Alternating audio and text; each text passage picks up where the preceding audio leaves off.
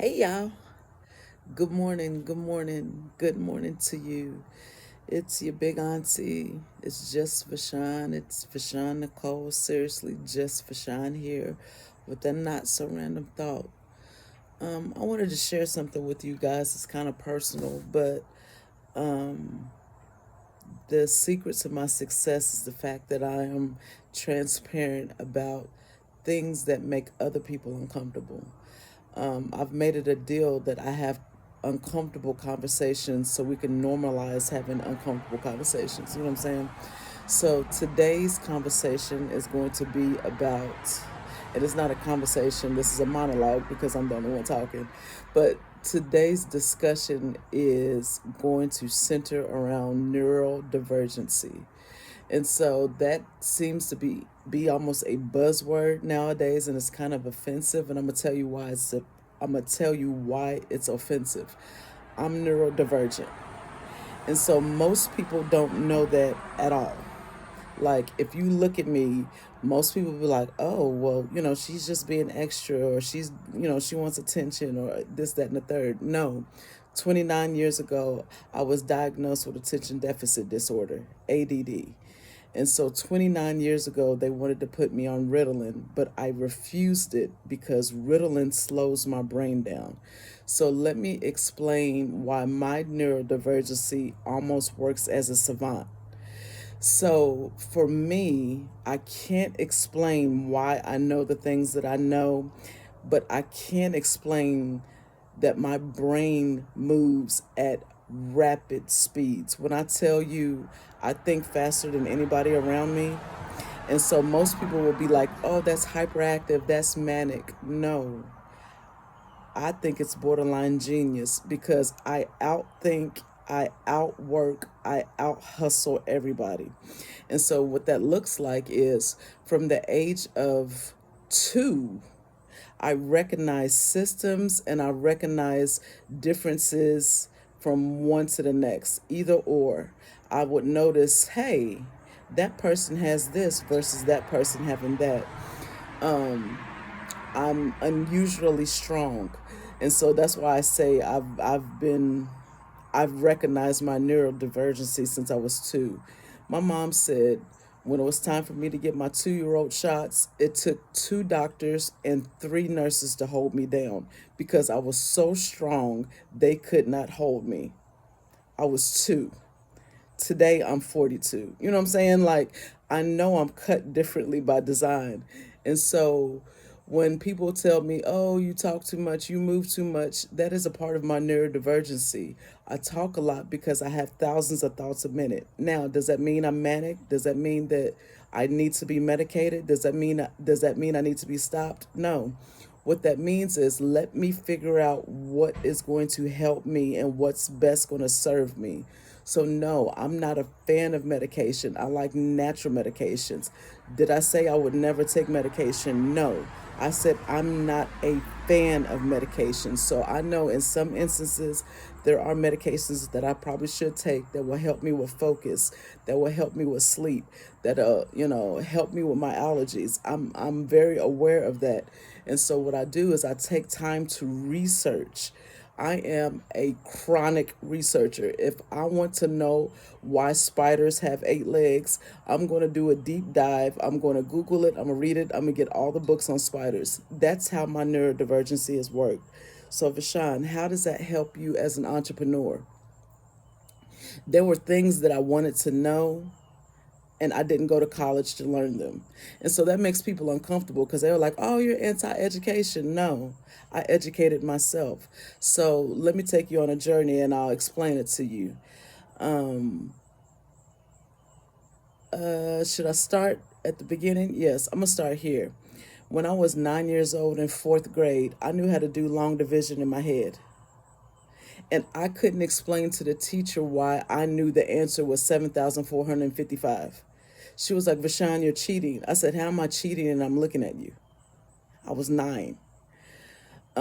By the time I was 13 years old, I was a menace because I outthunk everybody. I outthunk my mother. I I outthunk the school systems. Like I could outthink anybody. I say outthunk because I think it sounds funny. I could outthink anybody. I thought really fast and I recognized that. So I would run circles around my mom and she hated it. She was like, well, I have ADD too. Then why don't you think like me? You see what I'm saying? Like I outthink everybody. And so then my teachers, oh, I was a menace. You hear me? Like they couldn't make me do anything. Vashawn, I need you to be quiet. Or else what? I know by law you can't touch me. What's up? Like that's how I thought at 13. So I was just a menace. I did exactly what I wanted to do. I would get up, walk out. I would, whatever. I would talk back. I didn't care. So my pediatrician at the time told my mother, you know what? You need to put her on Ritalin. And my mom was like, okay, well, if she needs Ritalin, then I'm going to put her on Ritalin. I was like, girl, bye. I ain't going to take no Ritalin. Like, you already know what type of time I keep. If I was two fighting doctors at 13, you already know what type of time I'm keeping. So she was like, you're going to take that Ritalin. I was like, no, I'm not. She was like, you're going to take that Ritalin or else. I put it in my mouth. And I looked at her. And she looked at me. She said, swallow it. I said, I did. She said, show it to me. Listen, I was a menace. So we went back and forth. It was a battle of wills between my mom and I. I love my mother. I need to make sure I preface that and I say that I love my mother. My mother has sacrificed her whole life to ensure my sister and I were successful. So I would never disrespect my mother. I would never embarrass my mother. If you come from my mother, you have to deal with me. And so I just want to make sure that's clear. Anywho, so yeah, it was a battle of wills between my mother and I. She could not make me do anything that I did not want to do. And this was from 2 years old to on. I'm 42. So, pray for her. So she was just like, okay, I'm going to reason with you. I'm going to take the Ritalin to see why you won't take it. I said, listen, the reason I don't want to take Ritalin, it makes me feel dead inside. If you're neurodivergent, you're not, some neurodivergencies, let me make sure I say it like this. Some neurodivergencies, they put you in a place where you don't need as much help as people think that you need. People have always tried to help me my entire life. People are like, oh, you need this, you need this, you need this. I know what I need. I'm really smart. So I told my mom, I said, I'm not taking the Ritalin. It makes me feel dead inside. So she was like, give me the Ritalin. Give me the Ritalin. Let me take it. Give me the Ritalin. So she took it. Y'all, she never made me take Ritalin another day in my life. She was like, the way that I felt, if you feel like that and you're neurodivergent, you have ADD, you have attention deficit disorder, I'm not going to make you take it. So she was like, let's figure out how to create systems for you so you can organize your thought. Let's talk about how we're going to create systems for you so you can organize your life. You need to organize your books. You need to organize your room. You need to be organized. And so that's something that my mom helped me with. And so from the age of 13 to the age of 42, I've created a system for every area in my life. Some in my house, I call it organized chaos. I have a whole lot of little piles of stuff. So if you ask my husband why I have a lot of little piles of stuff, I know every single thing that's in that pile. So if you move something out of that pile, I know. That served me in corporate America. I knew how many pens I had on my desk. If you took a pen, I would go to your desk and ask you why you took one of my pens, and then I would take it back. Stop playing with me. Ask me for what you need. Don't take nothing off my desk. Like I was that person in corporate America. So that's what neurodivergency looked like for me. That's what neurodivergency looks like for me. I was excellent. I created systems. My mind is a machine. My mind is a machine. I think faster than anybody around me. So that's why I'm aware that there was a car that went by. There was somebody that was running. My mind moves faster than everybody around me. And it doesn't help that my father is a master sergeant. He is a veteran master sergeant of the Marine Corps. Can we stop right there? My father is a veteran master sergeant. Master sergeant. I need you to Google that, and I need you to Google the Marine Corps so you know what type of DNA is in my body. My son, who's 21, is a lance corporal in the Marine Corps. Do you see, like, I hope you picking up what I'm dropping. So for me, neurodivergency doesn't mean I need somebody to help me. Neurodivergency for me means I need people to leave me alone so I can think. I need people to leave me alone so I can write. I need people to leave me alone so I can read. That's what neurodivergency looks like for me. So, how did neurodivergency help you in business? So, I told you all when I was 19 years old, maybe I didn't, but when I was 19 years old, I faced 25 years in prison. So, yeah, I was a menace from the age of 13 to the age of 19. I faced 25 years in prison. I was looking at doing time at Pee Wee Valley in Louisville, Kentucky. And so that scared me. That scared me. That told me I wasn't as bad as I thought I was. I wasn't a gangster for real, because when I got arrested, they put me in a violent crimes pod. I was in a pod with women that murdered their husbands at 19 years old. I was in a pod with women that came to blows over a red crown. I was in a pod where women raped men. Like, I was in a pod that was extremely traumatizing for a 19-year-old. And so when I got locked up, they put me in the hole. And so they put me in a hole because I would not listen to this system when I got locked up and when I was put in jail. And so they put me in a hole, and I kept crying, and I cried and I cried. They were like, "Bashan, you have to stop crying." And I was like, "I want to kill myself." In jail is what I said. "I want to kill myself." They put me in what's called a paper suit. So when I went to jail, I was on my period. So that was another layer of trauma. Do not ever go to jail when you're on a period and you're a black woman. Do not ever go to jail when you're on your period as a black woman. You will not get the period supplies that you need when you're in jail. I was 19 years old. So I told them I was going to kill myself. They put me in a paper suit. It is the equivalent of wearing a paper towel t-shirt. I'm on my period in jail in a hole wearing a paper towel suit. You see what I'm saying? There's layers of trauma that goes alongside my neurodivergencies. So I told you I faced 25 years in prison. I had to go through a 2 year arduous task of seeing a judge, of talking to lawyers, and fighting for my life. 2 years. 2 years. I took my case to trial, and we were in trial for 2 years. I was 19 years old when I was charged. 2 years we litigated that case. Before my 21st birthday, they put me on paper. They said, "You know what, Vashan, you were a good girl. You went to school for computer science. Your mother is a preacher. Your father is a master sergeant." I had no priors to me getting arrested and put in jail when I was 19. So they put me on paper for 7 years. And what that means is I was on unsupervised probation. Now, the problem with that, there's a good and a bad. The good part is I didn't go to prison. The bad part of it is I was a two-time felon from the age of 19 to the age of 26. So I was unable to get my record expunged. And so people don't understand why I feel so strongly about the judicial system. People don't understand, as a neurodivergent woman who creates systems, why the judicial system is something that bothers me on a molecular level. You weren't with me when 7 officers put guns to my head and had my face in the street. You weren't with me when I was in jail in the violent crimes pod. You weren't with me when I was in the back of a paddy wagon and they did not strap me in right and I almost fell on the floor and hit my head on the floor. Like, you weren't with me during all those injustices when I was only 19 years old. So no, don't tell me to calm down. Don't tell me to be quiet. Don't tell me nothing. Leave me alone. So that's part of my neurodivergency. I'm extremely blunt. Leave me alone. When I say leave me alone, I mean leave me alone, and I'm not playing. Leave me alone. So I was a two-time felon by the time I was 20. And so I was just trying to figure out life. I was like, I'm a two-time felon. My mom's a preacher, so maybe, I should try to be a preacher. I didn't really want to because the system of the church made me mad. So I was like, what am I going to do with my life? I need to figure out life. And that only lasted for like 2 weeks.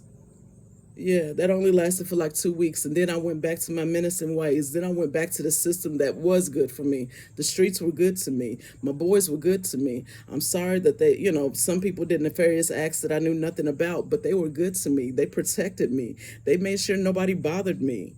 Do you hear me? I was a beautiful woman, so they made sure that nobody touched me, ever. My boys went to war for me. Do you hear me? Don't look at me because my boys will come from you. Don't look at me because my father's a master sergeant. Don't look at me because I got brothers. Like, I was extremely protected in my community, and I love that for me. But I knew I had to do something else, and God knew I needed something else to calm me down so I could be the woman that He wanted me to be. So, at 21 years old, I got pregnant. At 21 years old, no, at 20 years old, I got pregnant. At 21 years old, I had my son. At 23 years old, I had my daughter. So I was pregnant. No. Was I 23 or 24? I'm sorry. At the age of 22, I had two children under the age of two. I'm trying to make this as clear as possible. At the age of 22, I had two children under the age of two. So at 22, I had two children under the age of two, and I was a two-time felon. Two. Like, insane odds. You see what I'm saying? I'm a black woman, a two-time felon with two children under the age of two. So the system told me, you know what? You don't have any other options but to be on welfare. So guess what I did? I applied for welfare. I was like, okay, well, I got to be on welfare. Let's figure it out. But I quickly realized that welfare wasn't for me. I was like, I don't like the way my social workers talk to me. They talk to me like they want to fight. And they don't know that I know how to fight. Like, they used to call me man hands. Listen, they gonna quit talking to me all crazy. You know what I'm saying? Like, you're gonna quit disrespecting me. If you don't like your job, you need to quit. That's what I used to, that's the kind of energy that I was on. If you disrespect me, you're showing me how we're acting towards each other. You see what I'm saying? So people thought I was just an angry black woman, but didn't know that these white social workers were assaulting me every single day. They were talking crap to me. You better be nice to me or I'm gonna make sure you get nothing. These are social workers. These are state employees that are employed to help black women. And now you talking strong to me, sis? Don't even worry about it. Bet. That was my energy. I don't have to say nothing. I remember, though. My memory is stellar. Do you like, I don't forget anything. Faces, names, nothing. Do you see? That's part of my neurodivergency. My ability to remember that I lived at 32 Bancroft Street in Goose Creek, South Carolina. My ability to remember my first number was 803-764-1726. Like, neurodivergency makes me borderline genius. So I don't know why those social workers bothered me when I was a two-time felon and I had two children under the age of two. Yeah. So I decided, you know what? I'm going to use the welfare system so I can get a job. So I took a test to figure out what my largest skill set was. My largest skill set was administration. I knew how to do administration well. So they were like, okay, you should be a secretary. I said, I'm not going to be a secretary. I'm going to be an executive assistant. And they're like, you're not smart enough to be an executive assistant. You're not smart enough to be an executive assistant. I'm smart enough to be whatever I want to be. I said this at 21. I'm smart enough to be whatever I want to be. They were like, well, you're just going to be a secretary. I was like, all right, bet. So I would go apply for jobs and I would become a secretary. I would get the job, one, because I'm smart, two, because I'm pretty. So that's a whole nother system that gets on my nerves. It's called pretty privilege. If you're a pretty woman, you get anything that you want. You seen the movie Pretty Woman? You'll get anything you want if you're pretty. So I was pretty and I was smart. So I was a secretary. I would apply for jobs. They would hire me. I knew they would hire me because I would always talk to a person that did not look like me and they felt bad for me. And so they either felt bad for me or they thought I was pretty, so they would hire me. And so they would hire me. I would do a good job. Then they would run my background check and see that I was a two-time felon and they fired me. Rinse, wash, repeat. I would get the job. They would hire me because I'm pretty, or they would hire me because they felt bad for me because I was on welfare. And then they would fire me because I was a felon. Rinse, wash, repeat. I had hundreds of jobs from the age of 19 to the age of 26. Hundreds. I've worked at UPS. I worked at FedEx. I worked at every major employer in Lexington, Kentucky. Why is that a good thing? I learned every single system for every single employer in Lexington, Kentucky. I learned every system. I took notes. Vashawn, that doesn't belong to you. What I know belongs to me. It's called intellectual capital. You see what I'm saying? I was becoming dangerous and they didn't even know. So 19 to 26, I got my record expunged at 26. It only cost me $50. It cost me $50 to get my record expunged. So what did I do? I hustled and I worked hard because I was a single mother and I had two small kids. I worked to get $50 because I had to work to have enough to feed my son and my daughter. I had to work to have enough to make sure I had the clothes that I needed. I had to work to make sure that my mom did not have to give me money because I didn't want to have to ask her for money. So I worked hard. And so I got my $50 and I got my record expunged. And I remember my social worker was like, "Well, you got your record expunged. Don't get too ahead of yourself because you know you're not going to make it if you're not on welfare." I said, "You're not going to make it if I'm not on welfare because if I'm not on welfare, you're not going to have a job." Listen, menace time. Like I said, whatever I want. Plus, I can fight. Like, what are you going to do to me? I'm not wrong. You're wrong. So, all these years of dealing with social workers that told me that what I couldn't do, all these years of learning systems. I was a secretary, I was a receptionist, I was a scheduler, I was an administrative assistant, and by the time I was 29, I was an executive assistant for a Fortune 500 company in Lexington, Kentucky. I was one of the fastest, hardest working executive assistants to the point where people were fighting over me to be their executive assistant. I had one vice president, four principals, and 25 engineers that I was an executive assistant for. I moved my floor like a machine.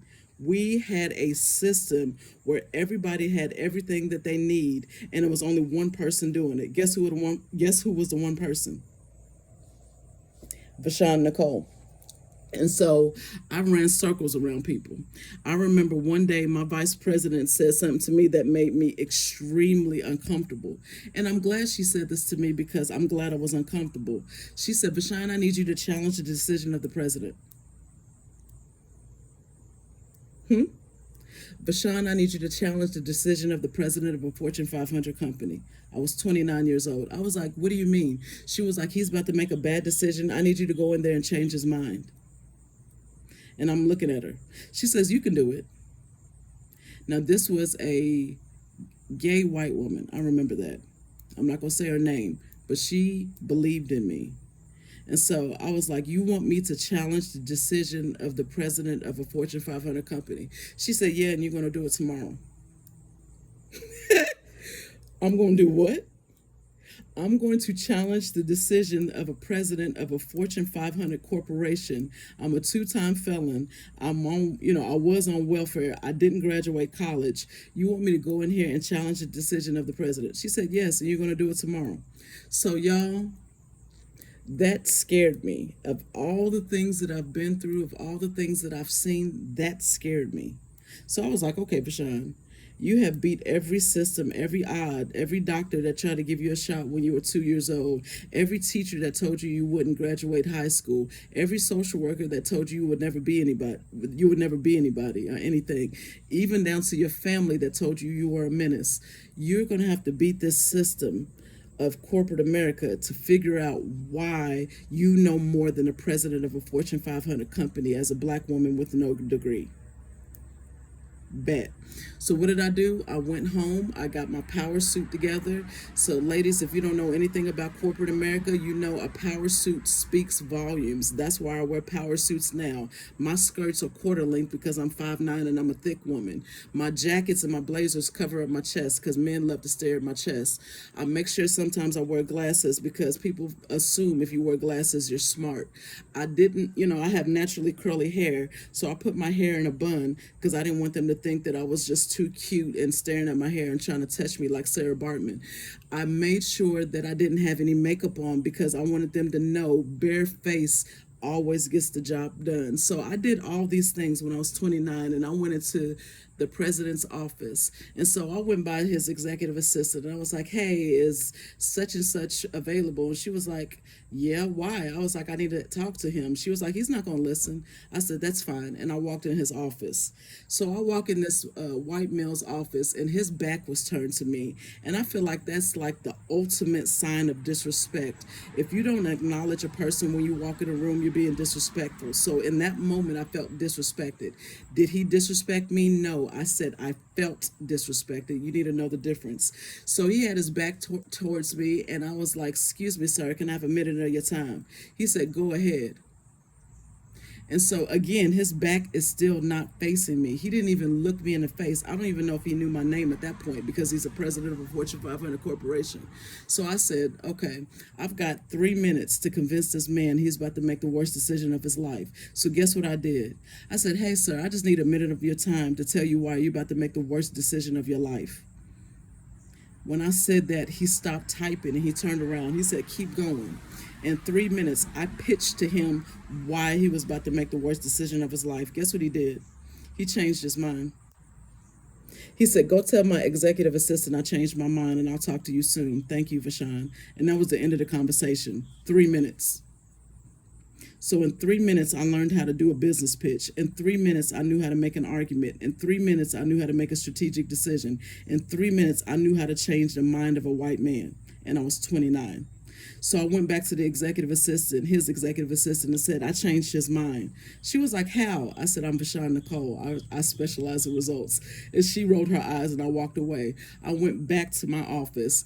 I cried a little bit. Then I went back to my VP's office. I said, he changed his mind. She said, I knew he would and I knew you could do it. And then she didn't say nothing else to me. She was like, close my door on your way out. I walked out, I walked to my office, and I cried like a baby. Because in that moment, I felt validated. I felt seen. I felt heard. I felt as a neurodivergent Black woman that I did something that most women don't get to do in the corporate sector. Most Black women don't get to do in the corporate sector. I was seen, I was heard, and I was respected. And I appreciated that. So fast forward 3 years, I was in my position. I ran circles around everybody. Everybody tried to bribe me with sweet tea and gummy bears and, money and all the stuff. And I did well. I fared well in corporate America until my position dissolved 3 years later. So then I became an entrepreneur. So my first business is a publishing house. I published 2 books myself as an independent author and publisher. Got them on 2 shelves and 2 major booksellers in Lexington and Louisville. Then I opened a staffing agency. I partnered with a hedge fund group to give jobs to felons and young single mothers. I didn't have any money, so I used their money. Then I built my tech startup, which first started off as Vashawn Nicole Technologies, which is now Von Solutions. I'm a minority woman-owned tech founder, and I built technology for the federal government myself. And so everybody's like, where's the technology? The technology is in my head. I'm never going to give away my intellectual property. I'm not a stupid woman. So I'm saying all of that to say this. I am also a neurodivergent woman. I have attention deficit disorder. I'm a Black woman. I have green eyes and curly hair. So I'm saying all of this for a reason. People that are neurodivergent may not need your help. They don't need you to think for them. They don't need you to tell them how they feel. Listen to neurodivergent people. Listen to neurodivergent people. I'm going to say it for a third time to make sure the people in the back heard me. Listen to neurodivergent people. My name is the Honorable Vashawn Nicole Mosby. I'm a serial entrepreneur. I own a woman-owned, Black woman-owned tech startup in Louisville, Kentucky, and I'm going to scale my business at the federal level in 2026. I don't say stuff that I don't mean. Google me. It is a great day to make it a great day, so I hope you all are doing that. I need to get off here before I start rambling. Y'all take care. Peace.